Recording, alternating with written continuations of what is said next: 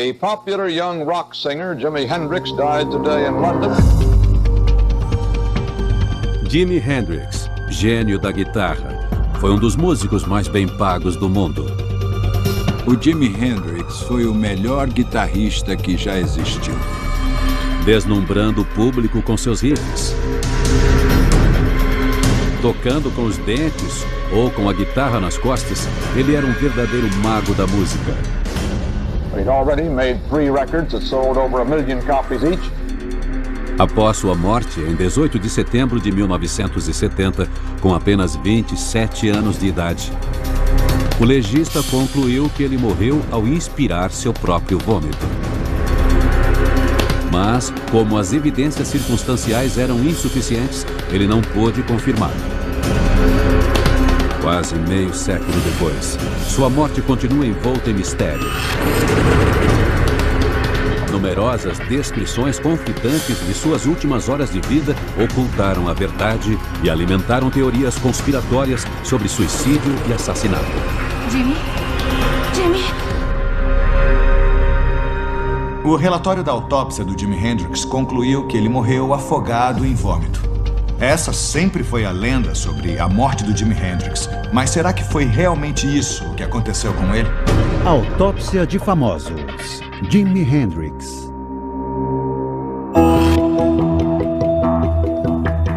O Dr. Michael Hunter é um médico legista mundialmente famoso. Ele realizou mais de 4.000 autópsias com o objetivo de entender a causa da morte. Hoje, ele é o principal médico legista de uma das maiores cidades dos Estados Unidos.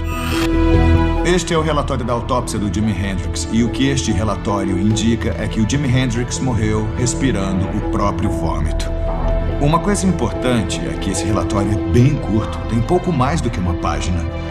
As informações que ele contém são bem escassas e eu acho que também são enganosas. Então eu não acredito que essa seja a causa da morte. Eu preciso encontrar outras possibilidades para a morte do Jimi Hendrix.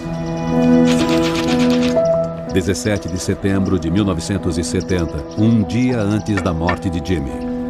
Jimi Hendrix está no Reino Unido em sua turnê pela Europa. Ele se encontra com uma de suas muitas namoradas, a fotógrafa alemã Monika Dannemann. E eu fico sentado aqui. Jimi quer que ela tire fotos para a capa de seu próximo álbum. Segundo Monika, Jimi estava cansado de sua imagem rebelde e planejava mostrar um eu mais sensível e real. He wanted me to take these photos because he felt the image he got from his management and record companies and the media was very, very wrong from the real Jimi Hendrix. Ela tira 29 fotos coloridas de Jimi posando com sua amada Fender Stratocaster, um conjunto de chá de porcelana e uma rosa. Estas foram as últimas fotos tiradas dele e Monika Dannemann foi a última pessoa que o viu vivo.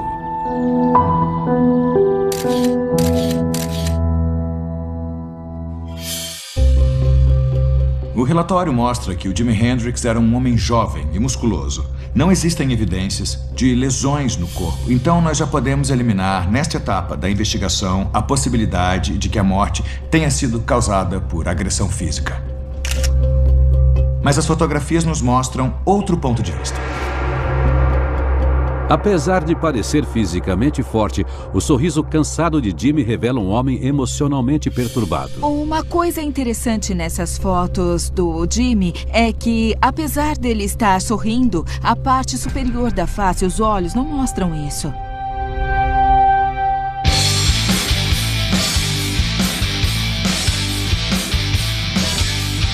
Jimi tinha vários motivos para estar feliz. Ele era um guitarrista experimental com habilidades únicas. Canhoto, ele aprendeu sozinho a tocar uma guitarra para destros de cabeça para baixo. Os sons e efeitos que ele produzia se tornaram um modelo de excelência para guitarristas do rock and roll. O cineasta Tony Palmer presenciou isso de perto ao filmar Jimi para seu documentário. Eu acho que o Hendrix nunca tocou um acorde. Ele tocava 4 melodias diferentes, uma com cada dedo. Era uma coisa impressionante. Não tinha nada que ele não pudesse fazer em uma guitarra. Ele era extremamente criativo e completamente explosivo no modo como ele tocava. Mas seus truques no palco atraíam atenção demais. E Jimmy estava decidido a focar em um rumo novo e mais sério em sua música. Ele não queria passar a vida mordendo guitarras, pondo fogo nelas e chutando amplificadores. Mas era isso que atraía o público e fazia os discos venderem, então os agentes dele faziam questão de que ele continuasse com essa abordagem.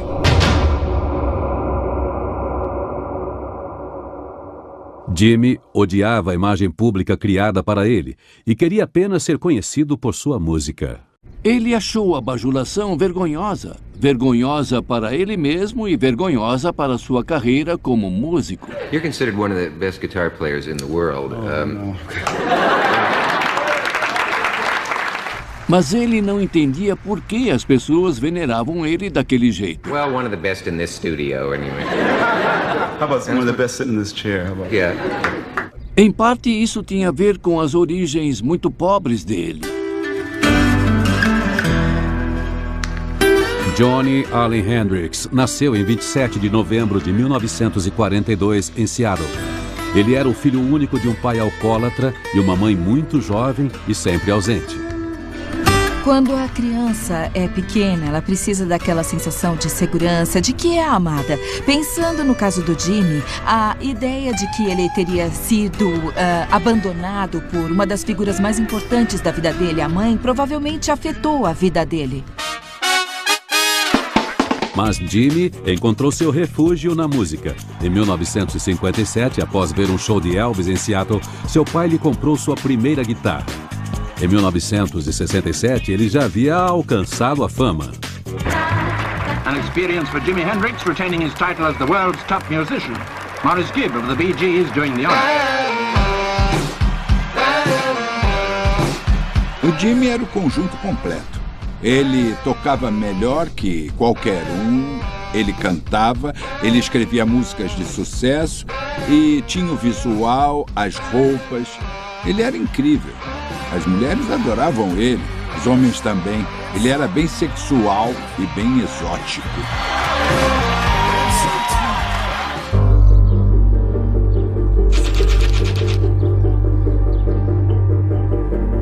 24 de agosto de 1970.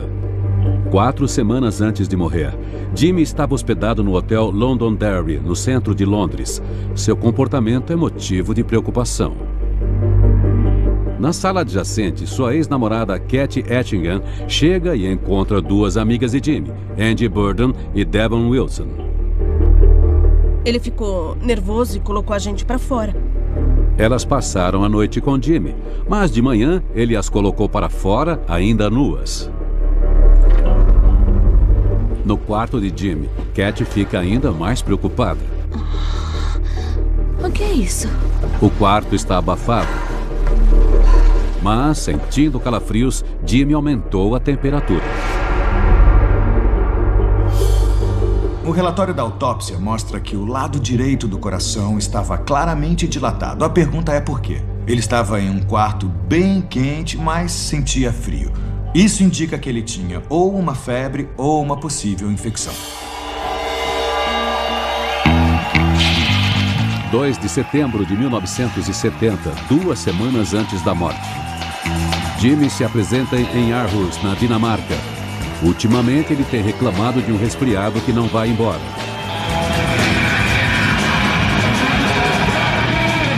Estranhamente, ele desafina e esquece a letra das músicas.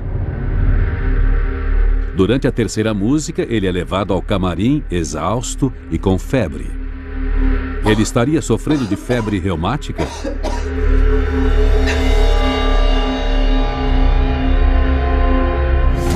O Jimmy podia estar com uma infecção que causou uma febre reumática, e isso pode causar problemas no coração. Em casos mais severos de febre reumática, o coração pode ser tão afetado que não consegue mais bombear sangue pelo corpo. Isso pode levar à falta de oxigênio, parada cardíaca e potencialmente à morte. Para diagnosticar essa febre, é preciso analisar o coração. É preciso ver se há alguma irregularidade ou inflamação nas válvulas e nos músculos. Nesse caso em particular, estava tudo normal, então nós podemos eliminar a febre reumática. Mas essa dilatação do coração pode indicar uma infecção séria. Hospitals in London and many parts of the country have been sending out a desperate plea for help.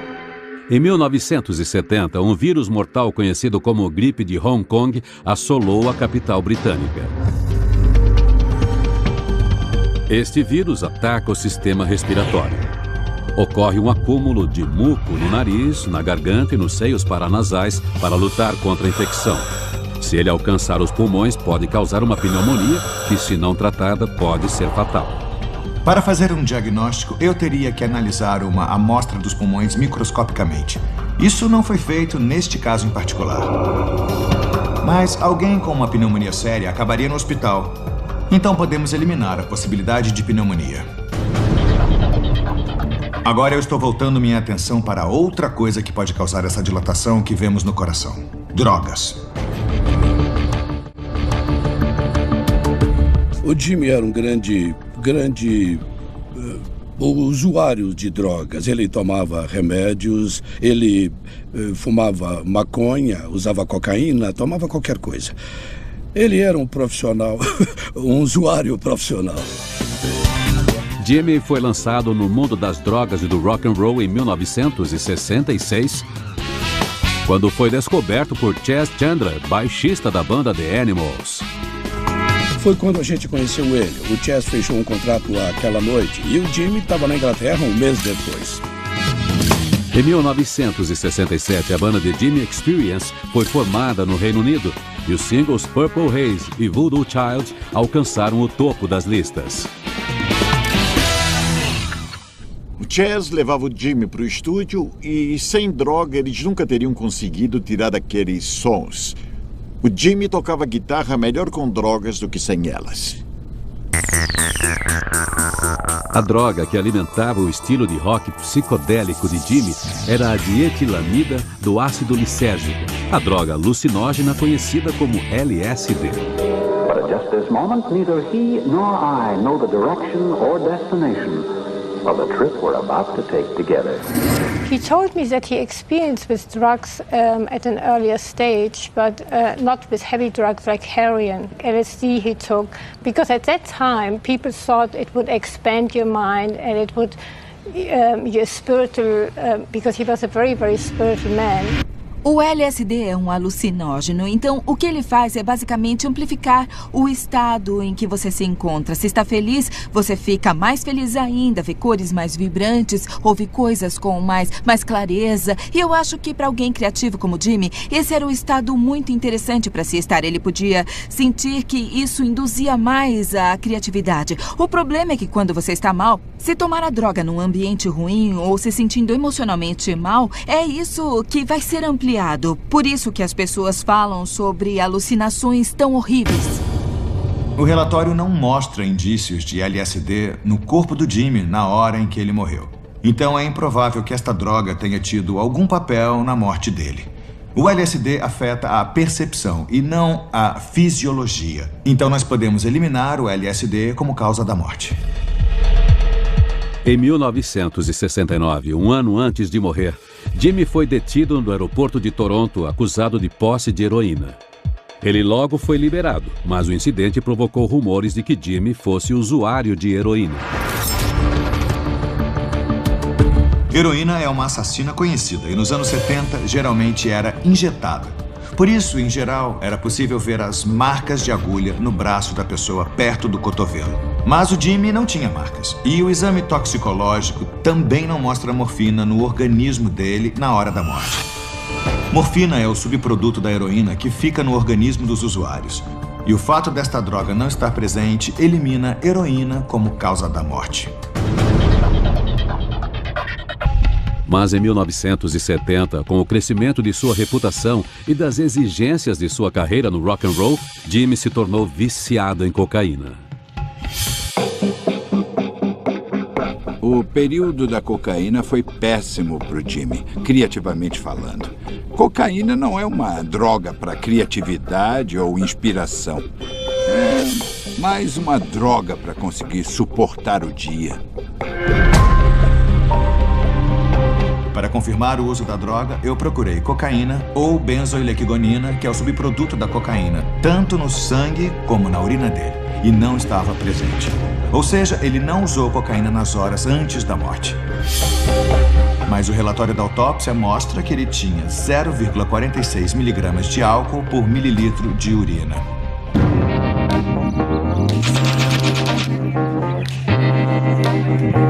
Cinco da tarde, 17 de setembro de 1970, o dia anterior à morte de Jimmy. Jimmy está em uma festa espontânea no centro de Londres. Ele mal conhece os convidados, mas está relaxado e amigável. E segundo o anfitrião, Philip Harvey, ele bebe vinho tinto. Eu acho que Jimmy não era muito de álcool. Não existe muita gente que viu o Jimmy bêbado. Na verdade, eu realmente acho que ele não era disso. Mas hoje, Jimmy está bebendo muito mais que o normal.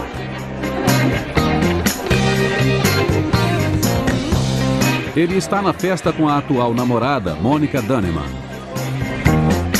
Filha de um rico industrial alemão, ela mais tarde declarou que Jimmy pretendia tornar-se noivo dela. Tab Wright, o roadie de Jimmy, testemunhou o estranho relacionamento de Jimmy e Monica. A Monica Dannemann era, ela era uma mulher estranha.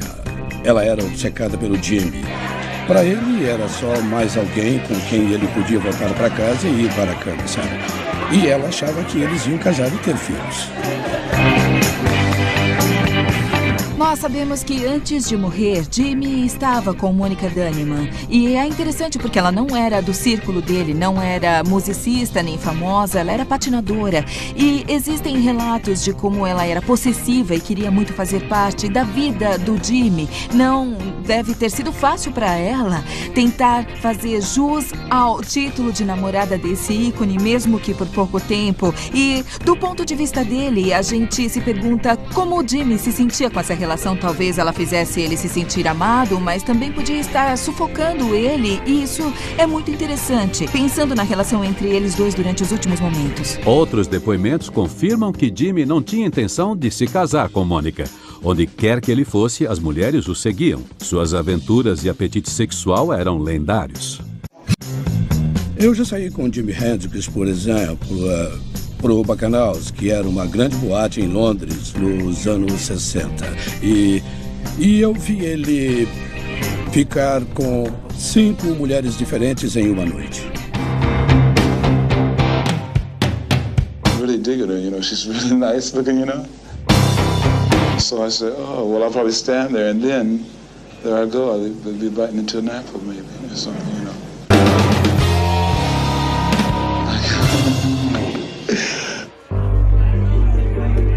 Na festa, na tarde antes de sua morte, o charme de Jimmy está a toda. Ele conversa com 2 garotas que estão se entregando a seu carisma sexual, enquanto Monica fica cada vez com mais ciúme. Durante a tarde toda e depois à noite, a Monica não queria que o Jimmy ficasse com mais ninguém. Isso irritava ela. Sentindo-se sufocado por Monica, Jimmy bebe muito. O exame toxicológico mostra que o Jimmy tinha bebido antes de morrer. Ele tinha 0,46% de álcool na urina e 0,05% no sangue. São níveis bem baixos, então se ele estava alterado, eu tenho que identificar outro culpado. Há mais uma pista aqui. Eles conseguiram identificar anfetamina na urina dele. 18 de setembro de 1970, 2h30 da manhã, o dia da morte de Jimmy. Jimmy agora está longe de Monica. Desesperado para livrar-se dela, ele a deixou no hotel Samarkand e foi para outra festa. Após passar a tarde e a noite bebendo e se sentindo estressado e exausto, Jimmy está entrando nas últimas horas de sua vida. Eu acho que o Jimmy estava sentindo a calma no centro da tempestade. E essa tempestade em torno dele eram pessoas que não eram nem um pouco bem intencionadas. Agora, Jimmy está em um círculo de conhecidos, incluindo a ex-namorada Devon Wilson, uma das mulheres que ele expulsou de seu quarto de hotel 4 semanas antes. Se eu tivesse que descrever o relacionamento entre a Devon Wilson e o Jimi Hendrix, ela era como uma cafetina para ele. Ela saía e trazia todo tipo de mulher para o Jimmy. E é claro que ele gostava. E por causa disso, eles eram muito bons amigos. E ela também entendia de drogas. Então, ela trazia algumas drogas, algumas mulheres, e ele ficava feliz. Olha o que eu trouxe! Segundo investigações posteriores, foi Devon quem forneceu anfetamina para Jimmy. Pode mandar.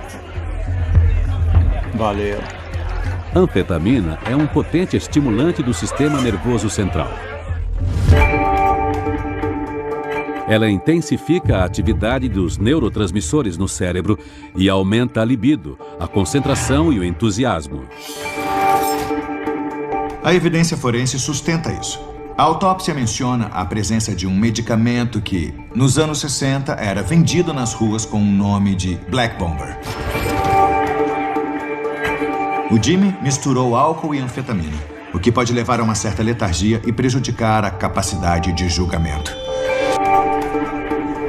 A gente ficava louco com o Jimmy porque a gente dizia: olha, Jimmy, você não sabe o que essas pessoas estão te dando. Isso pode até te matar.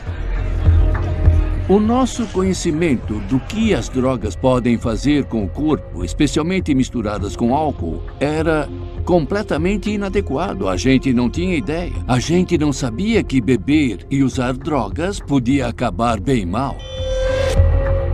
Onde é que ele tá indo?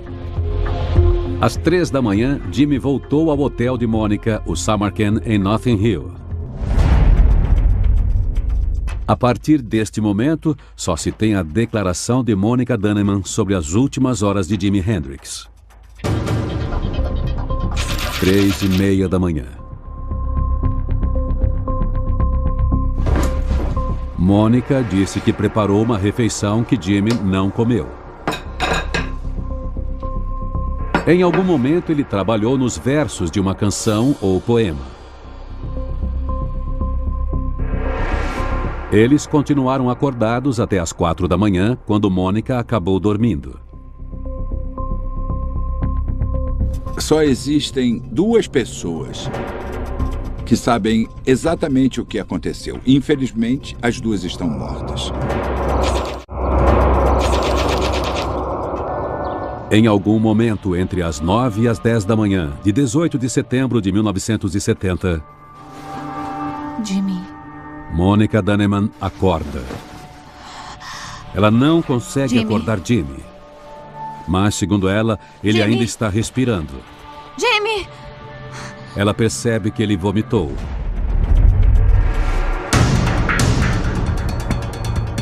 Em pânico, ela liga para os amigos dele, Tem alguma coisa errada com Jimmy? que a convencem a chamar uma ambulância.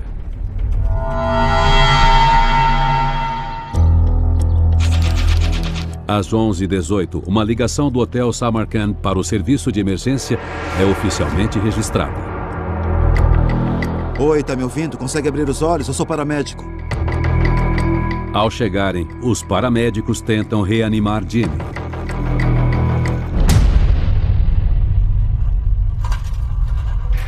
Ao 12h45, Jimmy chega ao Hospital St. Mary Abbott. O médico atendente não detecta batimentos cardíacos e declara que ele está morto. The popular young rock singer Jimi Hendrix died today in London. Eu estava com meus advogados quando o meu motorista chegou e disse: sem pressa, ele morreu. E eu disse: quem morreu? Ele disse: o Jimi Hendrix. E eu respondi: como assim ele morreu? E ele disse: ele morreu. com 27 anos. Morreu. But he'd already made 3 records that sold over 1 million copies each, and his harsh voice and throbbing electric guitar were major attractions around the world. Eu me lembro de ouvir no rádio sem acreditar. Foi um choque. Esse poder, essa força intensa ter sido cortada, como se desligasse uma lâmpada. Eu não sabia como e nem por quê. A conclusão oficial da autópsia de Jimi Hendrix é de que ele morreu asfixiado por vômito enquanto estava embriagado, mas o legista não pôde confirmar. Eu examinei todo o relatório da autópsia e não tem nada que justifique a conclusão de que o Jimi estivesse embriagado na hora da morte ou realmente tenha se afogado no próprio vômito. Mas eu li a declaração feita pelo médico do pronto-socorro que cuidou do Jimi no hospital. E ele menciona que havia um nível considerável de álcool na faringe e na laringe dele. Isso quer dizer que tinha muito álcool na garganta dele. Essa declaração é bem estranha e alimentou a teoria de que o Jimi Hendrix teria sido assassinado.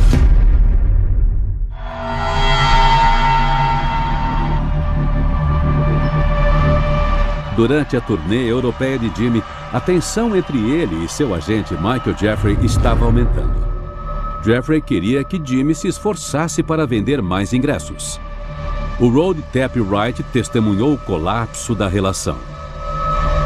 O Jimi Hendrix e o Mike Jeffrey tiveram uma grande briga sobre o futuro da música do Jimi. O Jimi queria ser mais artístico e até mesmo mudar um pouco o estilo. E o Mike Jeffrey disse: não pode, tem que continuar assim, porque é isso que vende. –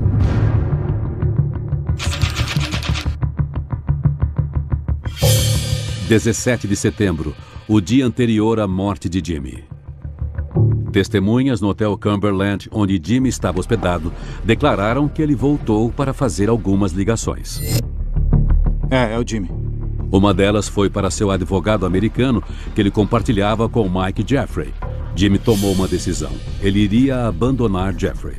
O Jimi não só mandou o advogado escrever documentos anulando o contrato entre eles, mas também acusou o Mike Jeffrey para a Justiça de Nova York por fraude. O Mike Jeffrey tinha o Jimi Hendrix como a única fonte de dinheiro. Ele fechava todo tipo de negócio por causa do Jimi Hendrix, que era o maior artista dos Estados Unidos. Então, sem o Jimi, o Mike Jeffrey ia simplesmente falir. Jeffrey havia feito um empréstimo para comprar uma boate e transformá-la em um estúdio de gravação em Nova York. Com o aumento da dívida e a existência de uma lucrativa apólice de seguro, as teorias insistem que Jeffrey teria um motivo para assassinar Jimi. O Mike Jeffrey me contou como ele fez. Ele e alguns amigos usaram um antigo truque do exército que hoje é chamado de afogamento simulado. Você despeja líquido direto nas vias respiratórias e a pessoa se afoga. Foi assim que eles mataram o Jimi Hendrix. Isso pode explicar o álcool encontrado pelo médico do hospital na garganta de Jimi. Toda acusação, especialmente uma tão sensacionalista, precisa ser levada muito a sério. Se tivessem forçado álcool na garganta dele, deveria haver sinais de resistência, como lesões no corpo. Além disso, deveria haver álcool no estômago e um nível elevado de álcool no sangue, o que não foi encontrado. Eu acho que existe outra explicação para a observação do médico. Durante e após a morte, gases podem forçar fluidos gástricos para fora do sistema digestivo e para dentro dos pulmões. E qualquer pressão sobre o corpo, mesmo um movimento, seria capaz de forçar o líquido dos pulmões para a garganta. E eu acho que foi esse líquido, e não álcool, que o médico do hospital observou. Há 45 anos, eu acho que ele cometeu um erro. O nosso conhecimento é mais detalhado agora. Por esse motivo, e pela ausência de lesões e álcool no organismo dele, podemos eliminar assassinato. A Polícia Metropolitana de Londres investigou a morte de Jimi Hendrix, mas não acusou ninguém por assassinato. O caso não foi reaberto mesmo após as alegações de Tapp Wright serem publicadas em 2009. Mas, no inquérito, o legista propôs a possibilidade de suicídio. Seria possível que Jimi Hendrix tenha tirado a própria vida? Ele sofria muita pressão e eu acho que estavam brincando com a mente dele na época. Eu ainda não descobri uma causa natural ou encontrei evidências de um possível homicídio. Também não vi um estado de intoxicação que explicasse a morte. Olhando o relatório da autópsia, eu percebi que secobarbital foi identificado na urina dele. Secobarbital é um barbiturato, um sedativo bem potente, e era bem usado nos anos 60 e 70 como sedativo. Segundo sua própria evidência, Monica Dannemann estava utilizando uma marca alemã de comprimidos para dormir, Vesparax. Nas primeiras horas do dia da morte de Jimi, ela tomou um comprimido. O principal componente de Vesparax é secobarbital, que foi encontrado na urina do Jimi. Quando você é músico, você não tem um horário de trabalho comum. Você tem que se apresentar, tem que estar pronto, acordado na hora da apresentação. Então você tem que se forçar a dormir, porque se um show vai acabar às 3 da manhã, você já tem uma apresentação às 9, então você só tem 5 horas ou 6 horas para dormir. Você não dorme. E se você não vai dar conta de um show, e o que acaba acontecendo é que o seu ciclo natural de dormir e acordar é afetado. E aí você vai precisar de remédios. De madrugada, Jimi também toma uma quantidade de Vesparax. Em uma revista realizada no mesmo dia, foram encontrados um comprimido e uma embalagem vazia de Vesparax perto da cama de Jimi. Cada embalagem de Vesparax tem 10 comprimidos. No local foi encontrado apenas um, então Jimi pode ter tomado até 9. O legista que comandou a investigação original em 1970 propôs a hipótese de que Jimi teria tomado o remédio com a intenção de se matar. Seria isso um suicídio? A atmosfera perto do fim realmente não era boa. Dava para ver que ele não era o mesmo Jimi. Alegre e despreocupado que a gente costumava conhecer. Ele estava bem infeliz. Em algum momento durante as horas antes de sua morte, Jimi escreveu um poema, The Story of Life.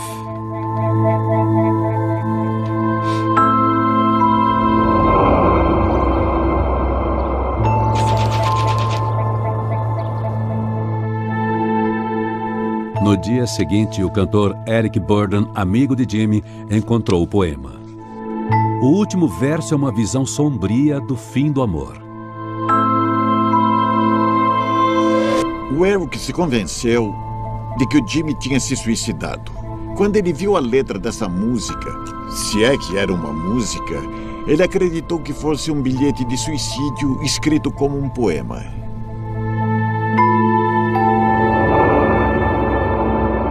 Não demorou para que Burdon anunciasse que Jimi cometeu suicídio. Na época de sua morte, Jimi estava enfrentando 2 processos de paternidade e tentando lidar com as exigências de uma vida amorosa turbulenta e promíscua. Monica Dannemann declarou que eles estavam prestes a noivar, mas ela era apenas uma de várias namoradas que Jimi tentava agradar.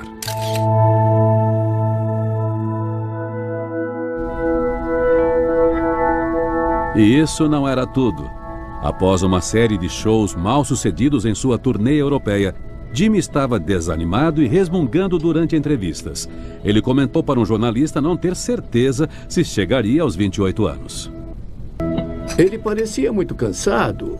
Cansado por causa do esforço físico, cansado por causa da pressão constante para ser alguém extraordinário, e eu acho que ele estava fugindo disso o mais rápido possível. E havia outras pressões que na época eu não sabia. A família, os problemas com a gente, os problemas com a gravadora. Estava tudo caindo sobre a cabeça dele ao mesmo tempo. Seriam esses indícios de alguém considerando suicídio?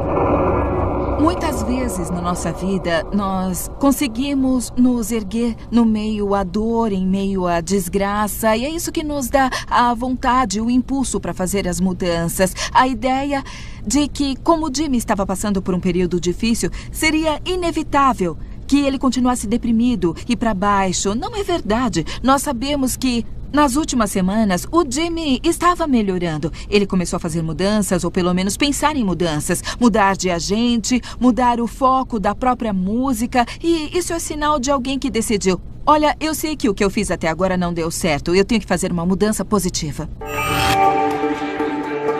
Testemunhas presentes na festa em que ele esteve no dia anterior à morte descreveram seu otimismo em relação ao futuro.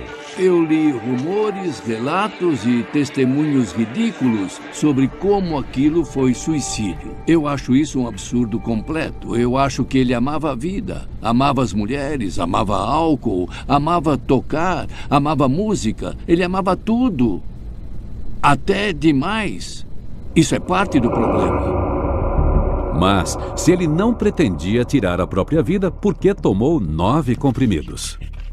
Na época, sedativos britânicos eram muito mais fracos do que o alemão Vesparax. Seria possível que Jimmy estivesse apenas desesperado para dormir? Isso já tinha acontecido durante a turnê europeia. Ele se sentia muito mal e tomava um monte de comprimidos para dormir com vinho tinto, porque ele estava se sentindo simplesmente deprimido demais.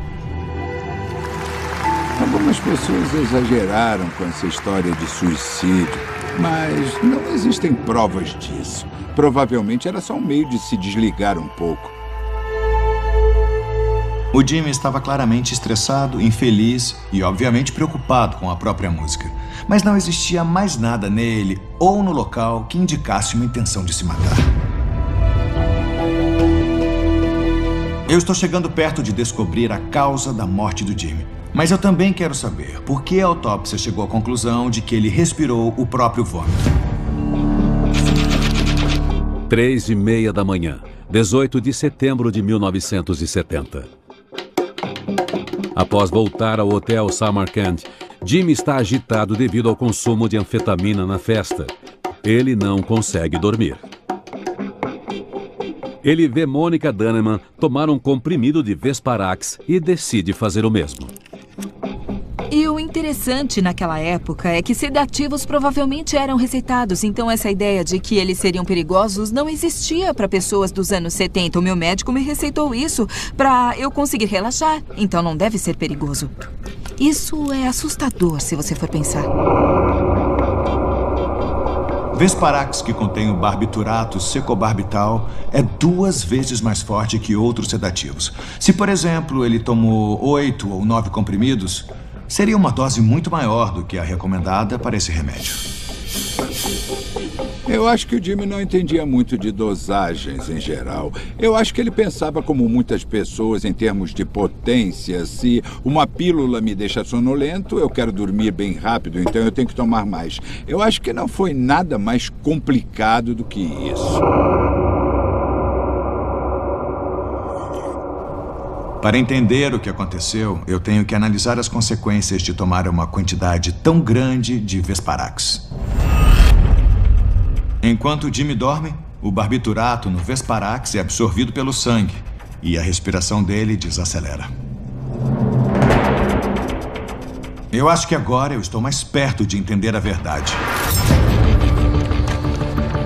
O exame toxicológico mostra que ele tinha uma quantidade considerável de secobarbital no organismo. Ele tinha 7 miligramas por litro no sangue e 39 miligramas por litro no fígado. É um nível muito alto e potencialmente letal. Com a respiração do Jimmy cada vez mais lenta, o coração começa a bater mais rápido para bombear mais sangue rico em oxigênio pelo corpo. O nível de oxigênio nos pulmões cai e fluidos se acumulam, causando um edema pulmonar. A situação dele está piorando e o nível de oxigênio está baixo. Isso piora ainda mais a condição respiratória dele.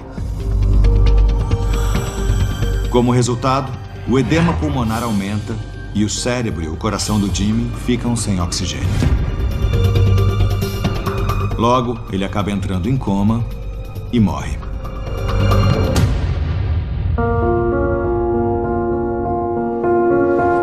Jimmy? Jimmy? Jimmy?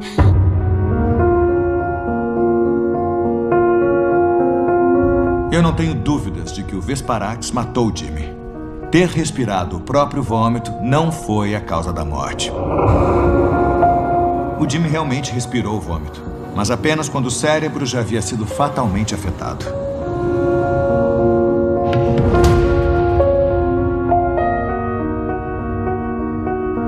O Jimi Hendrix morreu não em decorrência de ter respirado o vômito, mas do consumo múltiplo de drogas.